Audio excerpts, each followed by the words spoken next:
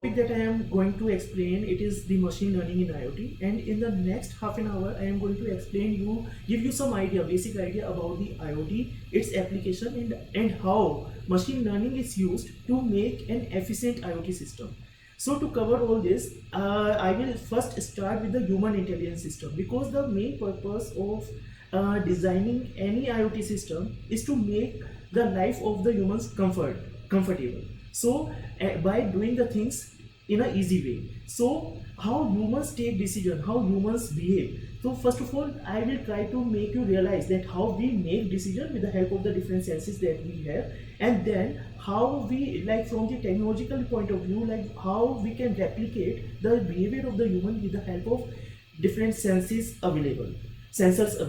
And then after that I will try to give you an idea how, using the sensors, how we can design the IoT system.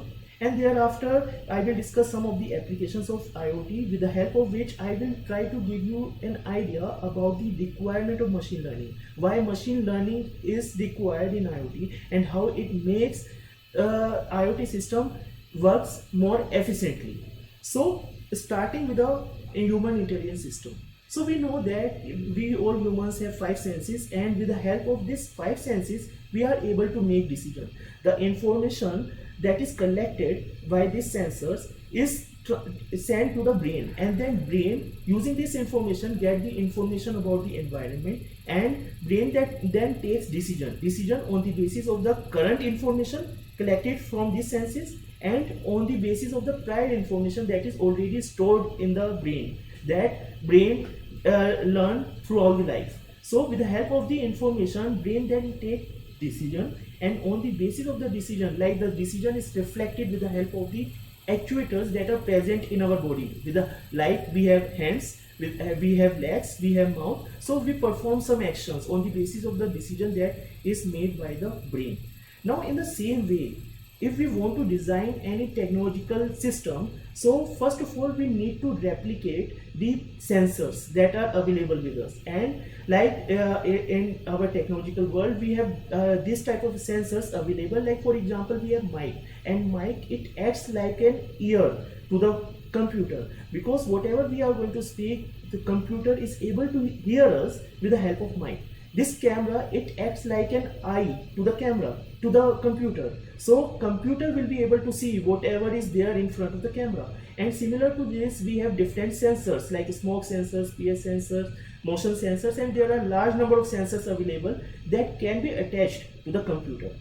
This computer or the microcontroller, which is the mini form of computer, this act like our brain, which analyze the data and then takes decision. So the computer can also be programmed to analyze the data collected from different sensors attached to it, and then after analysis some decision can be made, and the decision can be reflected with by performing some action can be like displaying some information on the screen, or like activating some actuators, like activating some motors to start running or to switch on some lights. So that type of actions can be performed on the basis of the decision that is made by the computer. Now for example, suppose if we just take the example of a fire alarm system. Now in a simple fire alarm system, it consists of one microcontroller which acts like a brain, and one sensor, smoke sensor, that detects the smoke, if there is any fire or not. And if this sensor is going to get activated, then the sensor sends a signal to the microcontroller, and once microcontroller received the signal from this sensor that there is some fire, then accordingly microcontroller takes decision, and it send signal to the water sprinkler to turn it on. And at the same time it also raises some alarm in the form of buzzer, so that all the people sitting in the room or nearby room, they may get a alarming signal, so that they can take appropriate precaution. So in this simple system, like it acts like a human. We have a sensor over here, we have brain, and we have the actuator. But what are the limitations? If we talk about the limitations, like the limitation of this sensor is that this system is capable to detect the fire, and it is also able to it will try to extinguish the fire. But the problem with this system is that the concerned people, like the main authority, main owner, or the caretaker, or the firefighters, or the police people, ambulance, they will not be able to get informed automatically. Some person need to call them that there is a fire. So we need some automation, so that as soon as the fire is there, so all the concerned people, they will get to know, and accordingly whatever help is required, that can be provided. So that is not available in this simple type of system. Secondly, what will happen if fire takes place when no one is present in the building? Suppose at the night time there is no one in the building. So it's okay that this alarm system, it is going to work. We can assume that it is going to work properly and it is going to able to extinguish the fire. But still, like if it is not able to extinguish the fire completely, then we need some people like firefighters, or the some medical aid may be required, that can provide the help. So we need some system that not only extinguishes the fire, but also that may inform to the concerned authority. Another problem with this system is, with this simple system is, that suppose if we have multiple rooms in a building, and in one room there is a fire, but how we, like if the alarm is there, how the people will get to know that in which room the fire is? So the system that we are going to install in different rooms, they should be able to communicate with each other, and the same thing should be communicated to some central system, so that in the central system it should be known that exactly in which room the fire has started, so that the fire brigade or the concerned people can take appropriate precautions for that, right? So now what is the solution for this? Solution for this is just to connect all the fire alarm system with the internet. If we connect all the fire alarm system that are installed in any building with the internet, or with some communication network, so that they all the fire alarm system are able to communicate with each other, and also is able to communicate with the central system, central server, okay, or to the main operator. So in that case, all the limitations can be rectified. We will be able, if the system is connected with the internet, we will be able to send information to all the concerned people. We will be able to identify the exact room from where the fire has started. So in this way, simply by connecting the system with the internet or with some communication network, we will be able to make a same system, fire alarm system, more smarter, and that may work more efficiently. We do not need to call any of the concerned people. Automatically they will get the information. So that is the main advantage of connecting the system with the internet. And this advantage, as soon as we connect any system with the internet, the system, it becomes a thing of an internet. Means thing on internet, it is the IoT. So anything that we connect with the internet, it becomes a part of the IoT system. So, and this thing over here, the thing is the fire alarm system. But this thing, it can be anything. Anything means it can be human beings also. Like if I am carrying a mobile phone with me, so like my information is also there on the internet, where I am going, my location and everything.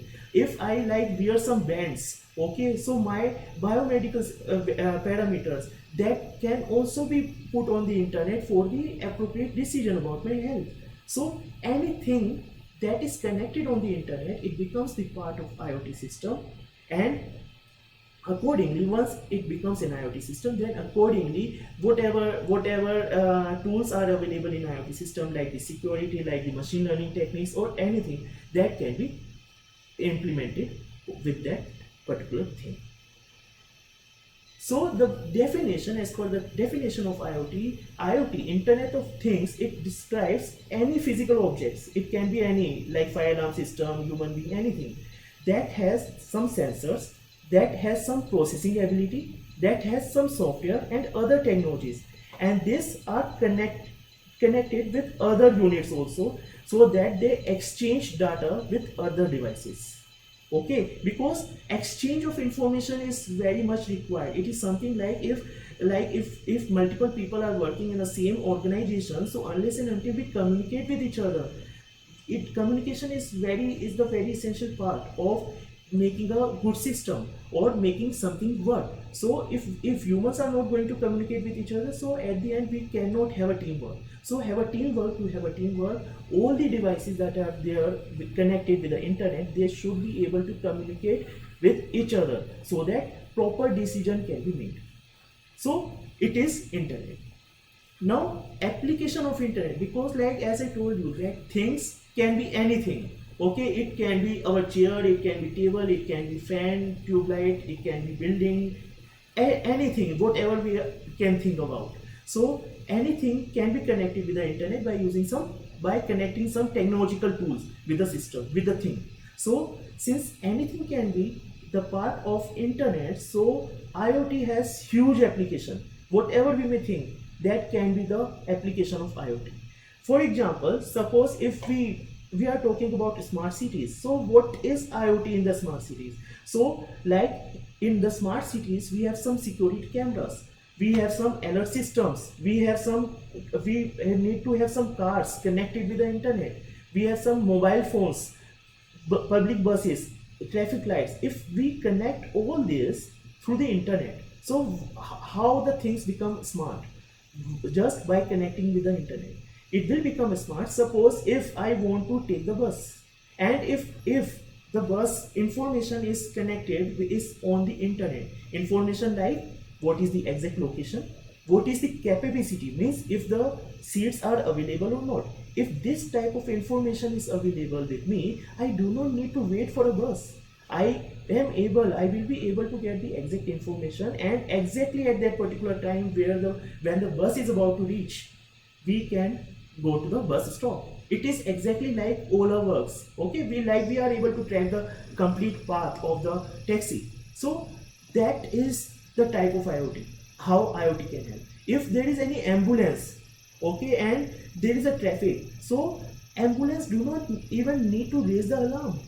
Okay, if everything is controlled with the internet, so the traffic can be controlled, means this traffic lights can be controlled, and this ambulance can be provided the path, a path that does not have a traffic congestion.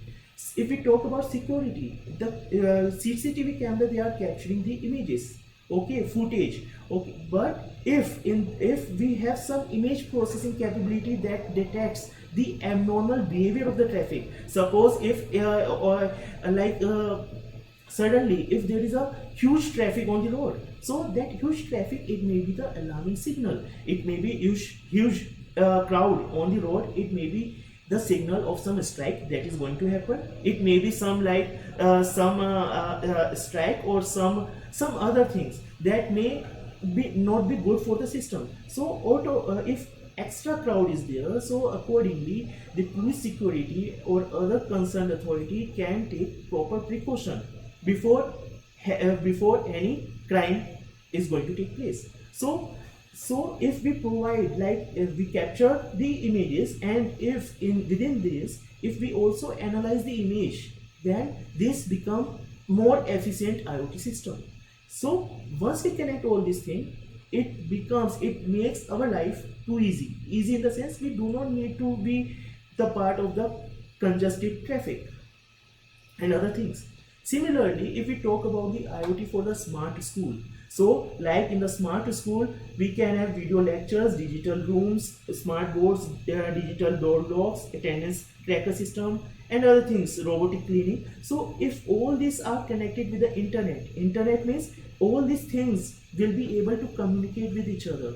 So if they are able to communicate with each other, so teacher do not need to, robotic cleaning is there, so this robotic cleaning will automatically be able to know that if the teacher is in the class or not, and if the teacher is not in the class, this robotic cleaning can go to the classroom and can do the cleaning without disturbing any student, without disturbing any teacher. So all these things will make the life of the faculty, of the students, of the administrators easy. And one of the major application of IoT is with respect to the health prediction system. Like suppose if we are able to connect all the hospitals, all the ambulances and all the patients with some central unit, so that all the patients means the information, biomedical parameters like ECG, EEG and heart rate and different things related to patient, if we are able to get that information and provide that information to the central processing unit, to the central system. Also we get the information about the current status of the hospital, like how many patients are there and how many doctors are treating how many patients. We also, if these ambulances are also connected with the internet, so how it is going to help? It is going to help like if the patient who do not know whether if there is any abnormality going within the body or not, but if the biomedical parameter are going to this system will analyze the data, and if this system detects any abnormality, then it will send signal to the patient as well as to the doctor also. Okay, and if there is any, like if immediate care is required, then the signal can also be sent to the ambulance, so that ambulance, like the patient or the caretaker of the patient, do not need to call the ambulance, or ambulance automatically can go to the room. So you can see that everything, if all the things are connected with the internet, then everything will get too comfortable, right? Too comfortable. And like before patient reaches to the hospital, the hospital will get the information that the patient with this abnormality is about to reach the hospital, and hospital can take appropriate measures before the arrival of the patient. So patient do not even have to wait for the queue, okay, in the hospital. As soon as the patient reaches the hospital, the patient will be able to get the proper care by the doctor.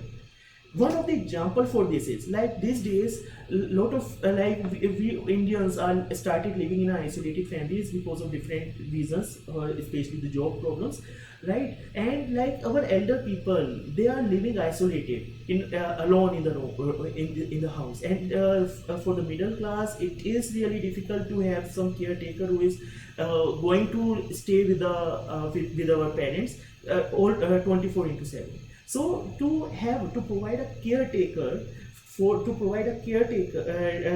take care of the parents who are living in the isolated families, what we can do, we can put all the sensors in our home that is going to monitor the activity of the parents using these different sensors. Like we can put a sensor for the sleeping that will check the timing of the sleeping, that at what time parents are going for a sleeping, at what time they wake up, at what time they are doing a breakfast. So by just when the conditions are normal, at that time they will detect this parameter, means the system will be able to know that for how much time the parents they used to take a sleep at normal time, means when they are not feeling any abnormality. But suppose at some particular day, if normally parents wakes up at 8 a.m. but at some particular day they wakes up at 9 a.m. or 10 a.m. So it may be there may be a concern that there may be a chance that the parents they are suffering from some abnormality. So if that is the case, care is required, and in that case the children can either call to their parents just to check whether if they are feeling okay or not, and they can also call the hospitals or some particular caretaker to kindly go and see the parents if the children are not able to come. So for all these things, whatever applications that I have discussed, in all these things the one thing is common, and that thing is that we connect large number of sensors. To get the information of these images, to get the information of the car, of the bus, of the traffic. So all this information need to be collected. If we talk about the smart home, we need to collect the information of the status of this door lock, attendance tracker. So all this information, large amount of data is captured by the IoT system, and when large amount of data is captured, we need to process it so that we can take appropriate decision. So when data processing is required, there are two ways to process the data. One is manual, another is by using some programming skills. So since IoT, like using the IoT, we are approaching towards automation. So we are going to use some programming, and when programming is there, so it over here the role of machine learning or artificial come into picture. That when we have large amount of data to process, then how to analyze the data and to make proper prediction, how it is possible. For that we need some artificial intelligence. So that is the main reason that machine learning or artificial intelligence is very much required in the IoT system, and without this it is quite impossible to make an efficient IoT system. So if we talk about the artificial intelligence or machine learning, so artificial intelligence, like it is a big picture, and within, like there are different techniques available in artificial intelligence, and among all those techniques, if the techniques that we are using, if they are like if the machine is getting learned by itself, means we are not telling any formula to the machine. Like suppose if the formula to calculate the force, it is force equals to mass into acceleration. So this formula, if we are telling to the system, then it is one aspect. Another aspect is we do not know the formula and we just provide the inputs, like what is the force, what is mass, what is acceleration, and with the help of this three information, machine is trying to predict the formula on its own. So when we are using the techniques using which machine is trying to get the formula on its own, that type of techniques come under the category of machine learning. So artificial intelligence is a big picture. Among all these techniques, if the technique is such that the machine is able to learn on its own using the input data that is available, so that becomes the part of a machine learning. Among all the techniques that are available, if the technique that we are using, if the technique that we are using involves neurons, artificial neurons, then the technique is known as artificial neural network or neural nets. And if among this, if like in the artificial neural network, we have three layers: input layer, hidden layer, and the output layer. Okay, so if we include large number of hidden layer in the neural network, then it becomes the part of the deep learning. So over here I am just going to discuss the pipeline of the machine learning, that if we need to apply some machine learning, means if we want to train our system for the given inputs, then what should be our pipeline, what our algorithm, what should be the steps that we should do. So these are the steps that we need to do. First step is the raw data. Raw data is the information that we are collecting from the different sensors. So and raw data, it is exactly in the same form in which we are collecting the information. Like if we are collecting the image information, then it will be in the form of image. If we are collecting the information of temperature, then it will be in the form of temperature. So raw data is exactly in the exact form in which sensor is collecting the data, and that information, that data is provided to the machine learning.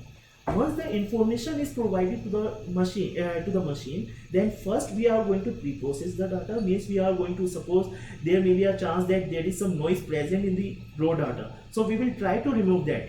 Okay, and we will try to bring the data into the normal form, into the standard form, so that the data that, like suppose if there are large number of multiple temperature sensors connected in the IoT system, so all the temperature sensors should be calibrated to give the values in the same range. So to bring that thing, we need to pre-process the data. After pre-processing the data, then the step of this feature extraction, that we try to extract some features, whether that feature extraction will help us to determine some abnormal nature of the system. Like if the person is not feeling well, so what are the parameters, and in abnormal condition what are the parameters. So how to determine what are the features that help to determine the or that helps to predict the abnormal condition. That can be done with the help of some feature extraction techniques, and thereafter we have feature selection techniques that helps to determine, to select, like there are large number of feature extraction techniques, but out of that large number of feature extraction techniques, which feature is best for our system. So we do not need to burden our machine learning or machine with large number of features. We should select some of the best features so that machine may not be overloaded with the features. So for that we are going to use the feature selection technique that removes all the irrelevant and redundant features, and then we are going to select the model. Like there are different large number of machine learning techniques available, so we are going to select any one of them as per the application for which we are working, and then we are going to first train our model, and then we are going to test our model. So this is the pipeline that is valid for any machine learning techniques or machine learning technique used for any application. Now coming to the raw data, like our raw data, it can be in the form of 1D signal. Like simply we have suppose we have the temperature. Okay, so the information of the temperature collected after every 1 hour or after every 1 day. So the information can be represented in a graph, or we can say it is a 1D signal. Okay, where the information of the temperature is only there. If we talk about the 2D, it can be the images. Like in this case, the variable 1D, the variable is the time, that the temperature is changing with respect to the time. But if we consider this, okay, over here, if we move towards x-axis, then also these values, these colors are changing. Okay, if we move towards y-axis, then also the colors are changing. So it means that the color information is changing while moving towards x as well as while moving towards y. So since the data is, the information is changing with respect while moving in x and y axis, means while moving in the 2D space. So this image information is known as a 2D signal. And similarly, if we have a 3D data also, like in the video form, like in video is simply the like images along with the time. So like if we have frames with this frames moving with respect to the time. So if we have the video, so in video we have one is x information, another is y information, and the third dimension is the time. That the color is going to change. If I talk about only this point color may change with respect to time. So it becomes 3-dimensional. And similarly, we can have any dimensional data. Okay, there is no limit.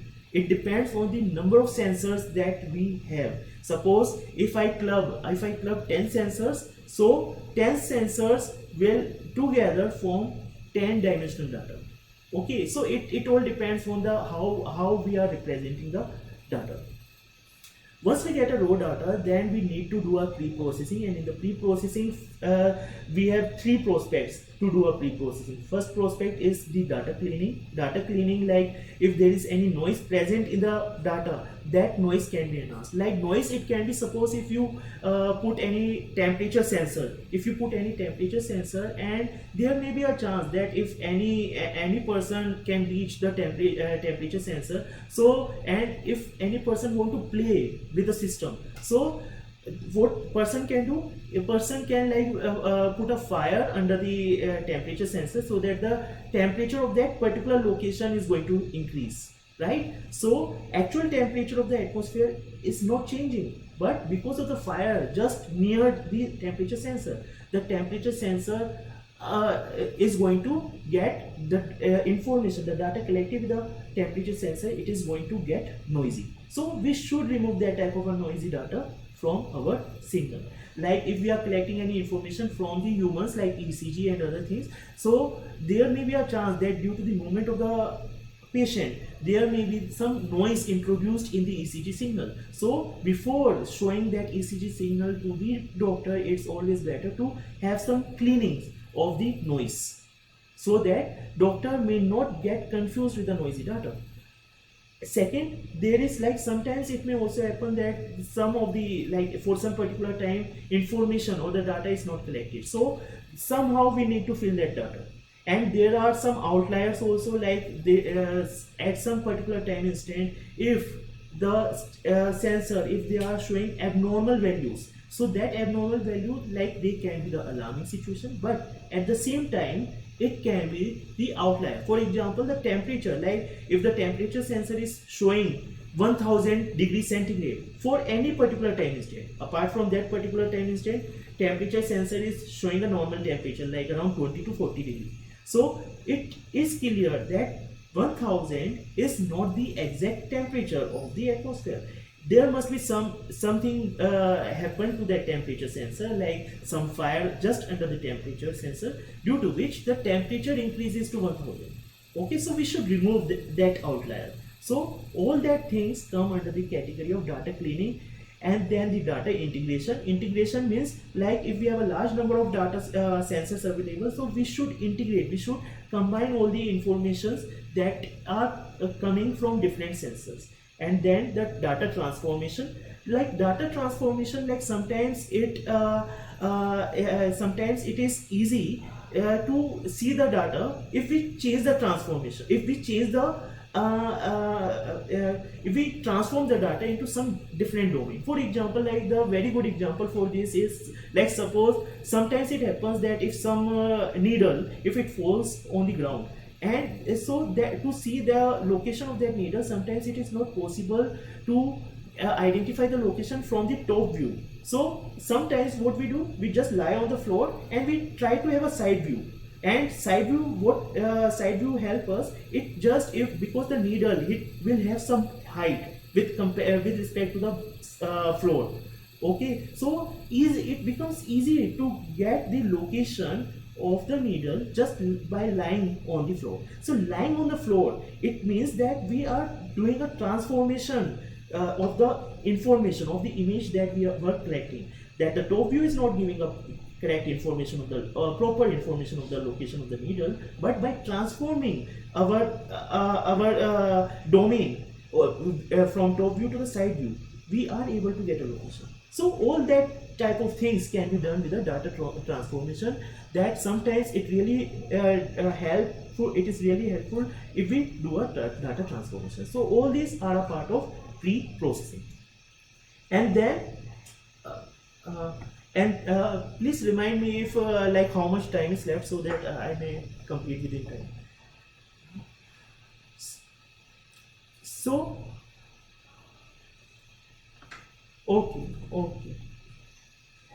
So after, once we do a pre-processing, then the feature extraction, which is one of the most crucial part of the machine learning, that whatever data is there, we need to extract some feature with the help of which our machine will be able to tell, or machine will be able to predict the behavior of the overall system. For example, suppose if we look at these two different waveforms. Okay, over here there is a wave. Okay, now if I ask you, like, what is the basic difference between these two waveforms? Okay, so now we cannot go with the, like, what is the value at this location, what is the value at this location. It is not possible to tell the values at different location. But if we look at the range, the range of this particular waveform, it is between 0 to 20, whereas this has range from -10 to +10. The mean value of this, it is 10, and the mean value of this is 0. So by having these features in the form of mean, by features in the form of the range, like what are the possible values that this waveform can have, we can try to discriminate between these two waveforms. That, suppose if I want to identify whether the signal received belongs to this category or this category, so simply what I am going to do, I will calculate the mean, and if the mean is near to 0, then I will say that the received waveform belongs to this category. And if the mean is near to 10 means suppose if the mean is coming out to be 8, so 8 is near to 10, so we will say that the waveform belongs to this category. It means that we do not need to see the waveform. Just by calculating the mean and by checking, like which we can do in programming. So by just writing a program that will check, that will identify the mean and then calculate the nearest distance. If the distance of the calculated mean is near to this or to this, Accordingly, our system can decide whether the waveform belongs to first category or the second category. So we humans do not need to even see the waveform. It is something like, suppose if there is a ECG waveform that doctors used to see, and in the ECG waveform they try to see different peaks and different shapes. So if mathematically, and you're writing a program for that, computer program for that, if we are able to evaluate some of the features that doctors also used to see, so if we are able to get some of the features, then doctor do not need to see the ECG of the patient. The system automatically will take the ECG and will also tell what is the type of abnormality that is present. So that will reduce the efforts of the doctor, and at the same time that will also act like a second opinion. Okay, so feature extraction is the method is a method using which we try to quantify the data. Data in the sense that instead of saying too much about the data, we just want to say about the data using only one or two values. Similar example, suppose if we look at this squares. So you can see that over here the color is very much uniform, and as we move from left to right, so the surface or the color is like the gradient. It is the most smooth one. The smoothness reduces little bit. It is little bit more rough, and it is the most rough one in comparison to this four. When I calculated the standard deviation of all these values, of the pixel values, the standard deviation, it is minimum for this smooth image and it is maximum for the rough most image. You can see this one, it is maximum for this one. So what it means? It means, suppose like sometimes when we go to buy any cloth, okay, and just by touching that cloth, some people they are able to tell about the quality of the cloth. Okay, and we also able to tell whether the surface is, whether the cloth is rough or smooth, how many threads must be there. So that type of features can be evaluated just by touching them. Now the same thing can be done with the help of the standard deviation. If I just want to tell about the cloth, if the cloth is smooth or rough, then simply what I will ask the person to simply give me the image, capture the image, evaluate the standard deviation, and if the standard deviation is less, then it means the surface of the cloth is smooth, and if the standard deviation is more, then the surface is rough. Means again, I do not need to see the cloth. If anyone is going to provide the image, if anyone is going to evaluate the standard deviation, automatically I can tell that what is the type of the cloth. So that is the main thing that we try to extract by evaluating some features, that with the help of one or two quantity we are able to tell about the type of the cloth. Same thing can be done if suppose if there is a traffic crowd in the traffic crowd, okay, and CCTV camera is capturing the footage. So suppose if there is if normally there is less traffic on the road, but if at some particular places there is high traffic, so simply by calculating the density, by calculating the roughness, okay, or in the roughness means if there is a high crowd, then the roughness will be more. So by calculating the standard deviation or features similar to standard deviation, we can try to say something about the type of the crowd that is there in the road. Okay, so this helps in making a system that may predict something and accordingly can provide the alarming situation to the concerned authority.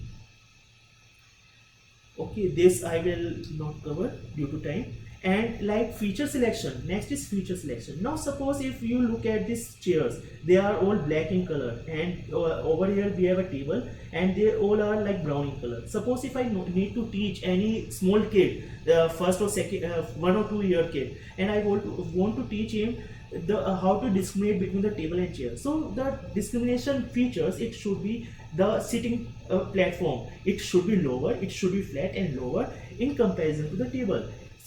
Chair may have like backrest, armrest, but table should not have that. So these are some of the important features. But the kid, because we humans try to have our life comfortable, so the one of the features that that particular kid can collect is the color.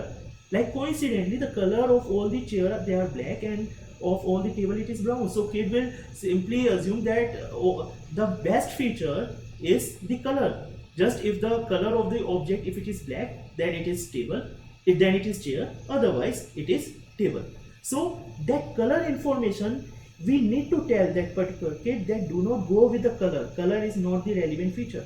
So same thing we need to do in our feature selection technique. That so if by any chance if we extracted the color information which is not relevant, then we should not provide that irrelevant feature to a machine, because if we provide that irrelevant feature to a machine, then our machine may also get trained in a negative sense.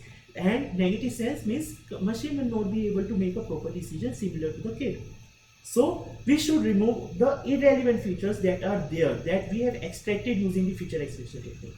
And at the same time, we should also try to remove all the redundant features. Redundant features means there are two features giving same information. So if there are two features that are giving same information, then it is always better to use only one, because extracting the feature, with the help of the features, machine is able to learn lot of things, right? And a machine is able to train itself. But if we burden the machine with too many features, then the machine, too many features may also misguide the machine. So it's always better to provide minimum and relevant features to the machine. And once the features are decided, then our data, it will be prepared somewhat in this way. Suppose we have two features, one is height, another is weight, and like over here, this data, suppose I want to classify between the student in first class and the student in 12th class. So I can collect the data information of the height and the weight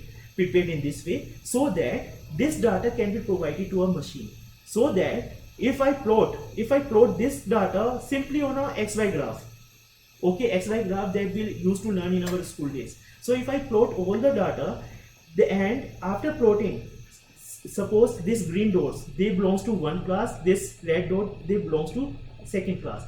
Height is this x-axis is taken as height and y-axis is taken as weight. So if I plot all the samples, all the means like 48, 30. So if I plot this point over here, so after plotting all the point, if I am able to draw one single straight line that is capable to classify all the green dots on one side and all the red dots on another side, then it means that this particular line is the decision boundary.